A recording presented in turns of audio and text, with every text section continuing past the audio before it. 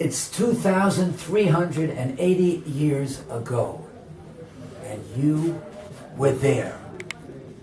The Jewish people had a very difficult decision to make. What would you have done? But first, let's get a little bit of background. 2,380 years ago, in the land of Persia, and the king Ahasuerus is making a Suda in Shushan. And he invites all the people, including, of course, the Jewish people. Mordechai says not to go. Not very clear why. Pischon Peh L'Satan. We're going to start up with the Satan. Not very clear. But the Jews had to decide. They decided to go. Perhaps one of the reasons, if they would have interviewed the social director of the court, he would have told them some things like this. He would have told them it would be insane not to attend. This is so crucial and so important to the king. For example, 180 days, that was the party. That's a long time to party. The last day was as lavish as the first. Wine was given to every person who attended. Wine which was older than the person to whom it was given. It was given in gold vessels, gold cups. Not two cups were the same. Each were different and nothing was used twice. Right? That's true. The king miscalculated the time of the exile. And he thought the 70 years already had passed. And you see that the Beis Hamikdash is not going to be rebuilt. The Jews are not going to go back. Right? So he felt secure enough to reveal the 1,080 treasures that Nebuchadnezzar had buried in the river Euphrates. Right? And he revealed 6 of them each day for 180 days, 1,080 treasures, right? But not only that, he came to the Suda wearing the garments of the Kohen Gadol. You see how much he's putting into this feast, this party. How could you not attend? If they would have asked, let's say, a political advisor to the king, he would say something a little bit differently, especially if he knows the Bible.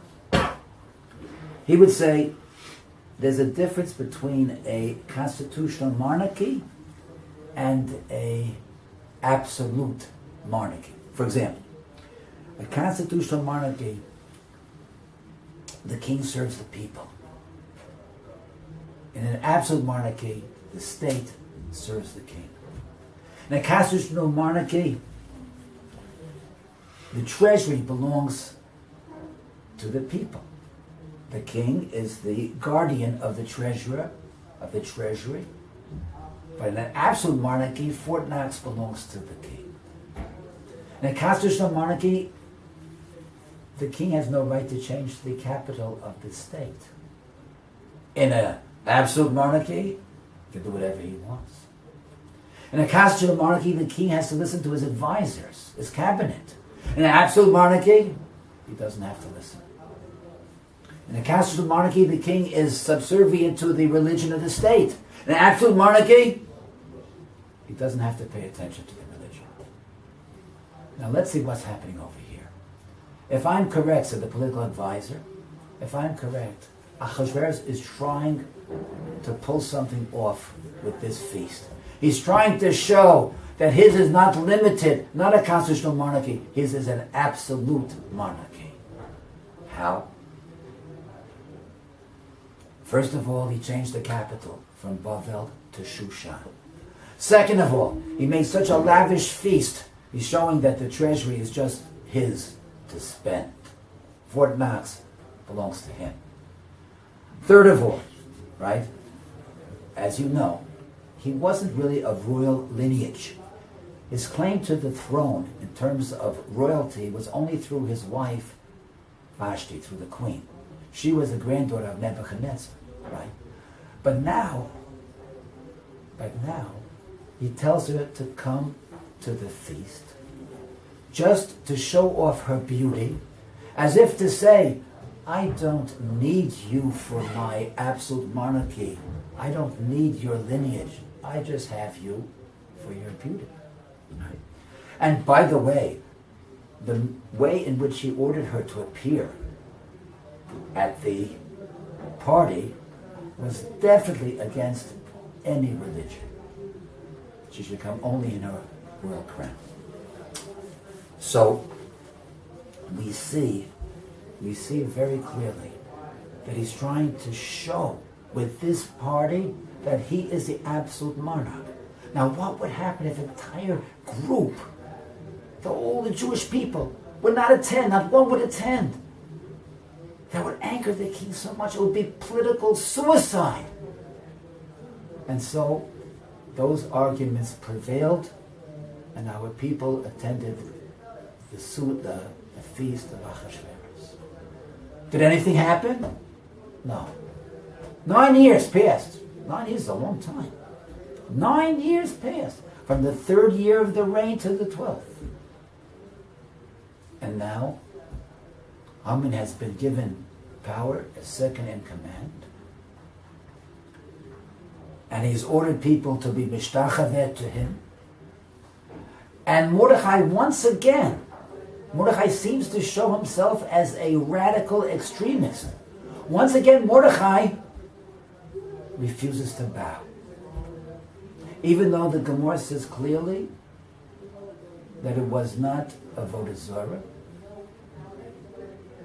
that it was permissible because of fear of the Malchus, Mordechai says, no, I am from the descendants of Binyamin, I can't bow down. So once again, Mordechai is, and that's what they said to him. In the words of Chazal, they said to him, Tia Yadei, you should know that Atam Apilenu, you're putting us into the sword of this Russia. They said that to him. And then things are very strange, things are happening. Esther, who was connected with Mordechai, right, was making parties for the king. And now what happens? They say, Mordechai says to fast for 3 days and 3. Fast for 3 days. Let's say you were there. Would you listen to Mordechai? Or would you make a demonstration to show once and for all that the Jewish people disassociate themselves with extremism, with this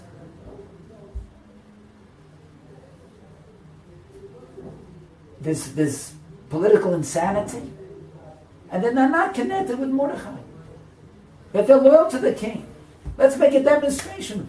To fast for 3 days, that's what we have to do tshuva? If you were there, what would you have done? What would you have done? Would you have the Amunas Chachamim to accept something that you did in any way understand? And that every logical way said it's pikuach nefashos for us to follow the ways of Achashverosh and to give in and bow down to him. What would have been if the Jewish people would have made such a demonstration and not fasted and not done tshuva and not heeded the words of Mordechai? We know what would have been. We know what would not have been. There would not have been a Purim. There would not have been the Ness of Purim, the Yeshua and the Chum of Purim. It would not have been. The Kimu V'Kiblu would not have been. All that would have been lost. And we know that the two Yomim Tovim, Chanukah and Purim, are the Yomim Tovim of Galus. They teach us how to survive in a difficult exile in Galus. And that means Purim teaches us that we need to believe in the Chachamim, the Emunus Chachamim, even when it seems to us not to make sense. We don't understand it.